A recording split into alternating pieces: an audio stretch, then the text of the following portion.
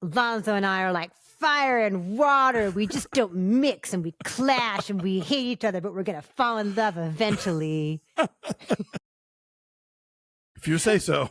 We're talking about Elemental, the latest Pixar film. It is actually in theaters, which is very exciting. Yes. If you're not subscribed yet, we'd love to see you. This is one of the big movies coming out this weekend. We're doing all the summer blockbusters all summer long. So come hang out with us if you have not already. We'd love to have you.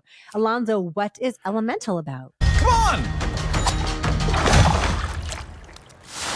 Why do they even have these? Who knows? So this is all set in a place called Element City, and it's just one metaphor after another. But basically, we're following a family of fire people who have emigrated from the old country of Fireland to make a new life for themselves. Element City seems to be designed mainly in the favor of the water people, the cloud people, and the tree people. But the fire people are making their own life anyway. You know, the older couple, Bernie and Cinder, have a daughter named Ember. And one day they hope that she will inherit the store that they have built for themselves, that sells, food and delicacies from the old country. And they're very suspicious of outsiders. So this is very much a child of immigrants narrative.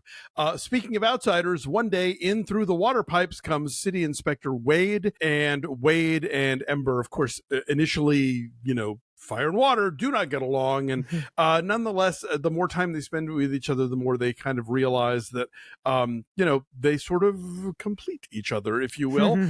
If you're somebody who cries at Pixar movies, which I totally am. Hard not to, right? You will cry at this one, and I'm fine with that. And what I cried about was the love story and the child of immigrant story, both of which resonated with me for various reasons. Don't ask too many questions about what Element City is or why it is the way it is, because none of that makes sense. And it's Why does it not make sense?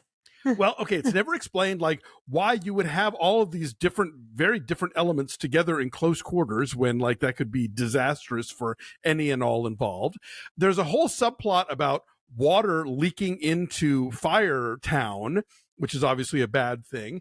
And I thought, oh, this is going to be one of those like Disney Pixar movies where it's some conspiracy, blah, blah, blah. No, not really. Oh, okay, well then it's going to be a metaphor about how like, poor neighborhoods are exposed to environmental dangers. No, not really that either. It's just like bad city planning. Oops. Yeah, I thought it'd be like an environmental thing. That's what was my expectation. They introduce this idea and then do nothing with it. But they have to work together to solve that problem. That is the reason why. That right? certainly. They never quite differentiate between like, okay, for example, the fire people eat a lot of sticks and turn sticks into fuel and food and stuff. Do they come from the tree people? Are there also trees that are not tree people? Like, there's a lot that's not explained here that I found really annoying. But I just put all that aside and focused on Ember and Wade, who are voiced by Leah Lewis and Mamoudou Athie, and they're lovely. And I loved all of the like child of immigrant stuff, which apparently is very. If you say to the end of the credits, you'll sort of see why that resonates with one of the film's writers. Loved all of that. Loved looking at this movie. It's visually just really tremendous. Element City, even if it doesn't make sense, is something to behold. There's this gorgeous segment at the end of the film that I won't give away that was one of the most dazzling things I've ever seen in a Pixar movie. So yeah, I have some reservations about script elements, but the central stuff is so good. I absolutely recommend this. Yeah, I do too. And I did not go into this with particularly high expectations because from the commercials, from the billboards, the character design didn't look all that great, right? Agreed, it looked like it was kind of flat and weird and kind of blobby, awkward. And once you get in there, like the water stuff is so cool, like the way that it's translucent and the way it like refracts the prisms, things. Yeah, it's really neat. And then like his hair has these waves that sort of ebb and crest like ocean waves. Yeah, and the fact that just like he's like malleable, and so like when she first sees him, he's all bulked up and he's like hunky and got this chest and these pecs, and then he shakes himself out and he's like, oh, that's more like it, and he has like a dad bod. So like there are some cute things they do with the playfulness of his structure, and then with her and with all the fire people, there's this like almost tactile kind of halo of heat, like emanating, like you can feel it almost. And so I thought that was really effective as well, and that does not necessarily get conveyed in something that's flat like a billboard. So I thought that was all really clever.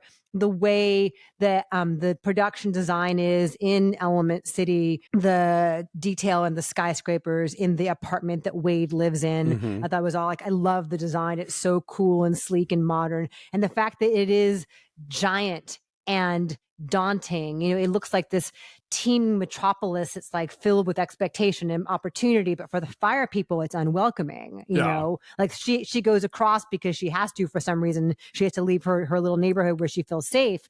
But once she gets there, like everything's working against the fire people. So I know it's not subtle in its metaphor about racism, about prejudice, about class, the plight of immigrants, and the struggles to assimilate and find a place in the world. Like it's not subtle, but maybe it doesn't need to be in the world in which we live. Like subtle's not working. And so if this helps kids have a little more empathy, helps adults have a little more empathy, then I think it's done its job beyond just being entertaining. I like the two of them, Leah Lewis and Mamoudou Athie. Have you ever seen Uncorked? I'm sorry. And Prentice Penny directed it. And he is a black sommelier. He's like the rare black sommelier. Is that the one where it's like all the sort of SNL women going to wine country, or is it that? No, that's Wine Country, I want to say. No, this is called Uncorked, and he's the star of it. And it's really good. It was like this underseen indie, and Prentice Penny. Check it out. Anyway, so he was really good in that. And then Leah Lewis was in The Hate You Give, and the half of it. The half of it. I'm sorry, the half of it. Yeah.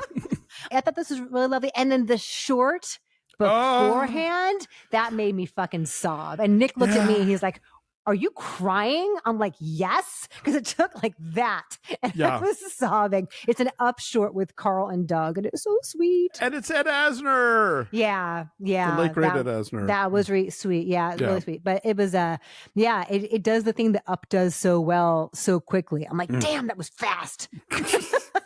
Yeah, and that pump is primed, and so like you see those characters getting like, oh god, oh no, here we go. Yeah, totally. I thought this was really good though. I was surprised. Like it's not like absolute top tier Pixar, but I found it entertaining and quite beautiful to look at, and I enjoyed it. So, what is your number? I'm saying a 7.9. I was dazzled by a lot of this movie, and I was a sobbing mess for a lot of it as well. But there were just things where I was like, they're just not going to explain this, are they? And so I just sort of, had to deal with that. But, it punched me right in the feels. What can I tell you? Yeah, I will say, what will I say? Like a 7.6, because it does kind of wrap some things up a little quickly, I will say. It feels a little rushed in its third act, but I really enjoyed it for a long time. So, yes, Elemental's in theaters. Go check it out.